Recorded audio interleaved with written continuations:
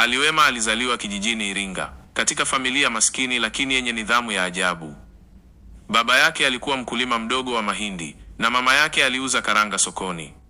Siku moja, akiwa na miaka 20 tu, Ali Wema aliamua jambo moja ambalo lilibadilisha maisha yake yote. Sitakimbiza pesa, nitajenga pesa. Alianza kufanya kazi kwenye duka la vifaa vya ujenzi mjini Iringa. Mshahara wake ulikuwa shilingi 180,000 kwa mwezi. Wenzake wengi walikuwa wakitumia mishahara yao yote mwisho wa wiki, lakini yeye aliweka akiba ya shilingi 30,000 kila mwezi. Ali Wema hakuwa na mengi, lakini alikuwa na kitu kimoja muhimu, mtazamo wa kifedha sahihi. Kila mwisho wa mwezi, alijifundisha kuandika ripoti ya mapato na matumizi yake binafsi. Aligawa mshahara wake kwa mpangilio.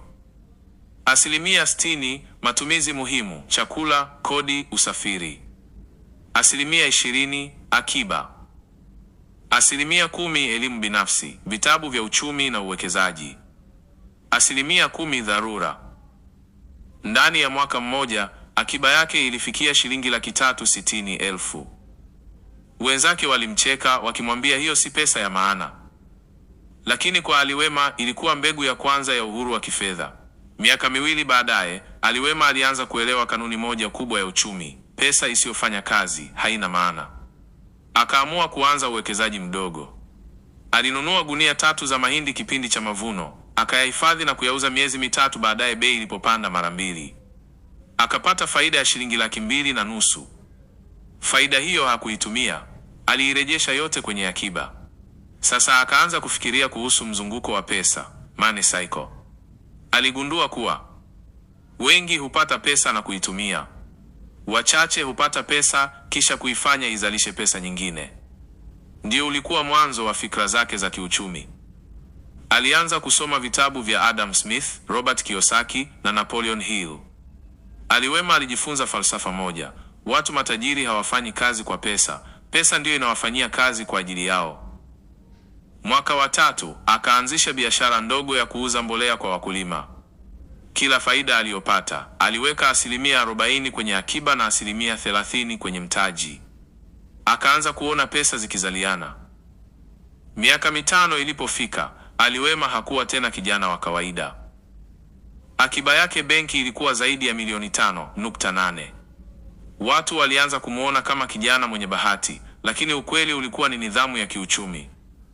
Wakati vijana wenzake walikuwa wakikimbilia mikopo ya haraka na biashara za mtandaoni zisizo na msingi, yeye alibaki kwenye falsafa yake ya msingi: pesa ndogo yenye nidhamu ni bora kuliko pesa nyingi zisizo na mpangilio. Akaanza kujifunza kuhusu faida ya riba, compound interest. Akajua kuwa riba ndogo kwenye akiba inayoongezeka kila mwezi inaweza kuwa nguvu kubwa kuliko biashara zisizo na usimamizi. Akaamua kuweka akiba yake kwenye akaunti ya fixed deposit ikimzalia riba kila miezi 3. Kwa kutumia kanuni hiyo, akiba yake iliongezeka kwa kasi. Pamoja na hayo, aliendelea kuwekeza kwenye miradi ya kilimo cha alizeti. Alitumia sehemu ya faida kujenga ghala dogo la kuhifadhi bidhaa. Katika miaka hiyo, Ali Wema alijifunza somo muhimu la uchumi wa mtu binafsi. Uchumi wa taifa unaanza na nidhamu ya mtu mmoja. Mwaka wa 7, Ali Wema alikuwa amejenga mtandao wa wakulima zaidi ya 40 waliokuwa wakimuuzia mazao kwa mikataba. Alianza kufikiri kimkakati zaidi. Akaanzisha kampuni ndogo ya usindikaji mafuta ya alizeti, Aliwe Oil Industries. Huu ulikuwa mwanzo wa uchumi wa uzalishaji, productive economy. Ali Wema hakutegemea tena biashara za manunuzi, bali alijenga thamani kwa kusindika bidhaa. Kwa kutumia faida zake, alianza kuwekeza kwenye hisa za kampuni ndogo za Tanzania Stock Exchange, DSE. Alijifunza jinsi soko linavyofanya kazi na akaanza kupata gawio, dividends. Sasa kila mwaka alikuwa akipata mapato kutoka vyanzo vitatu: 1, faida ya biashara ya mafuta ya alizeti; 2, riba ya akiba benki; 3, gawio la hisa. Kijana huyu ambaye alianza kwa kuweka akiba ya 30,000 kwa mwezi, sasa alikuwa na mtaji wa zaidi ya milioni 45. Ali Wema hakutumia pesa yake vibaya. Badala yake alianzisha mfuko binafsi wa akiba kwa vijana kijijini kwao, akiwafundisha jinsi ya kupanga mapato. Miaka 10 ilikuwa imepita tangu siku aliyosema, nitajenga pesa.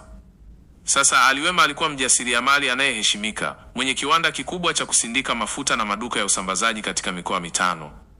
Mapato yake ya mwaka yalifikia zaidi ya milioni 300 na bado aliishi kwa mpangilio wa bajeti. Alikuwa ameanzisha kampuni yake ya uwekezaji, Ali Wema Capital, inayowekeza katika miradi ya kilimo, viwanda na hisa. Kila anapozungumza na vijana, maneno yake yalikuwa yale yale. Uchumi si pesa ulionayo, ni mpango ulionao juu ya pesa hiyo. Ali Wema hakusoma uchumi chuo kikuu, lakini aliuelewa kwa vitendo. Aliishi falsafa ya uchumi wa akiba, nidhamu na uzalishaji. Aliamini kuwa fedha ina heshima inapowekwa sehemu inayozalisha, si kwenye anasa. Na kila usiku kabla ya kulala, alitazama daftari lake la kwanza lililojaa maandishi ya miaka ya mwanzo, lile lililoandikwa maneno matatu: akiba, uwekezaji, uhuru. Miaka 11 tangu aanze safari yake ya uchumi, Ali Wema hakuwa tena kijana wa kawaida. Alikuwa amejenga mtandao wa biashara uliosambaa mikoa kadhaa, lakini akili yake sasa ilielekea kwenye jambo kubwa zaidi: uwekezaji wa kimataifa. Akaanza kusoma kuhusu masoko ya kimataifa, haswa jinsi teknolojia inavyoweza kusaidia uchumi wa ndani. Akaanzisha kampuni ndogo ya Aliwe Digital Invest, ikilenga kusaidia vijana wa Tanzania kuwekeza kidogo kidogo kupitia simu zao. Alinunua hisa kwenye kampuni za teknolojia nchini Kenya na Rwanda, huku akitumia faida za ndani kuimarisha uzalishaji wa mafuta. Sasa mapato yake yalikuwa yanatoka kwenye vyanzo vinne: 1. Kiwanda cha mafuta ya alizeti. 2. Hisa za ndani na nje. 3. Akaunti za riba ya muda mrefu, fixed deposit. 4. Uwekezaji wa kidigitali. Lakini cha muhimu zaidi, Ali Wema alianza kufundisha vijana wachanga kwenye semina za uchumi wa kujitegemea. Kila alipozungumza, alisisitiza: usiwekeze kwa sababu wengine wanafanya hivyo.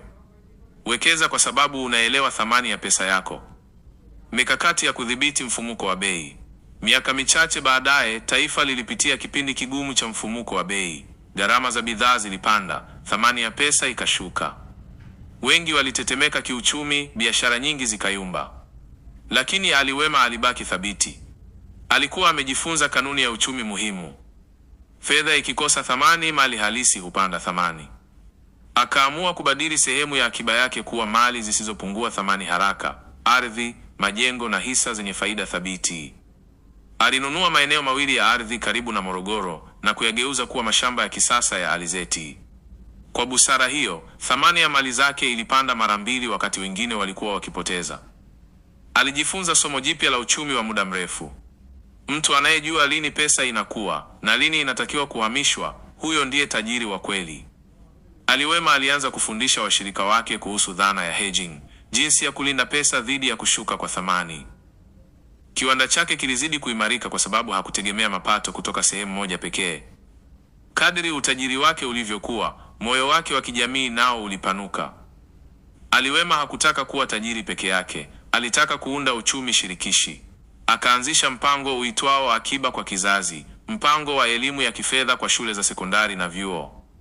Alifadhili wanafunzi 200 kujifunza kuhusu uwekezaji, akiba na matumizi bora ya mapato. Kama vijana watajifunza kuchukia matumizi yasiyo na mpangilio, Tanzania itakuwa na uchumi imara, alisema kwenye moja ya mikutano yake. Akaanzisha benki ndogo ya kijamii, Ali Wema Microfund, iliyowapa wakulima mikopo midogo yenye riba nafuu, lakini kwa masharti ya kuweka akiba kila mwezi. Kupitia mfumo huo, zaidi ya wakulima 500 waliweza kuanzisha miradi midogo na kuinua kipato chao. Kwa mara ya kwanza, Ali Wema alianza kuona matokeo ya moja kwa moja ya sera zake ndogo za uchumi katika jamii. Uchumi wa watu wachache ukaanza kubadilika kuwa uchumi wa jamii nzima. Miaka 17 tangu aanze safari yake, dunia ilikuwa imebadilika. Teknolojia ya kidigitali ilitawala kila sekta. Ali Wema hakubaki nyuma. Akawekeza kwenye kampuni za teknolojia za ndani zinazohusiana na malipo ya simu, mobile payments na biashara za mtandaoni. Akaanzisha Alipay Africa, mfumo wa malipo wa kidigitali unaowawezesha wafanyabiashara wadogo kupokea malipo kwa urahisi vijijini. Alifahamu kuwa uchumi wa kesho hautakuwa kwenye karatasi, bali kwenye skrini ya simu.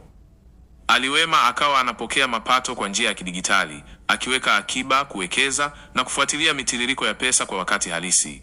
Alijifunza dhana ya uchumi wa data economy, kwamba taarifa ni mali ya kifedha. Akaanza kutumia takwimu kufuatilia mwenendo wa soko, akitumia akili bandia AI kuchambua fursa za uwekezaji.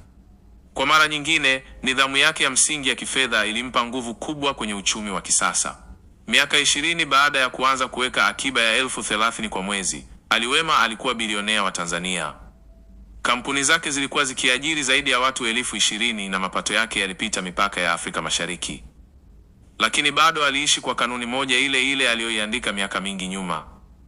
Kila shilingi ina maamuzi yake. Sasa alikuwa si tu mjasiriamali, bali mtaalamu wa uchumi wa vitendo, akialikwa na taasisi za kifedha kutoa mihadhara kuhusu nidhamu ya kifedha na uwekezaji. Watu walimuita mwalimu wa uchumi usio wa vitabu, kwa sababu kila alichofundisha kilitokana na uzoefu. Ali Wema alikaa ofisini kwake, akitazama kijitabu cha zamani cha daftari lake la kwanza. Ukurasa wa mwisho ulikuwa umeandikwa kwa kalamu ya bluu: usitumie pesa kwa tamaa, itumie kwa mwelekeo na malengo. Akatabasamu, akafumba macho. Alijua safari yake ilikuwa imekamilika. Si kwa kuwa na utajiri, bali kwa kuuelewa uchumi wa kweli. Uchumi wa nidhamu, uchumi wa uvumilivu, uchumi wa akili. Na hivyo, hadithi ya Ali Wema ikawa mfano hai wa kijana aliyeanza kwa akiba ndogo, akajenga utajiri mkubwa, na akamalizia safari yake kwa uchumi endelevu wa kizazi kijacho. Asante sana kwa kufuatilia hadithi hii. Niandikie maoni yako na nini kimekupendeza zaidi. Karibu tena tujifunze uchumi kwa wakati mwingine. Kwa sasa tuishie hapa. Bye bye.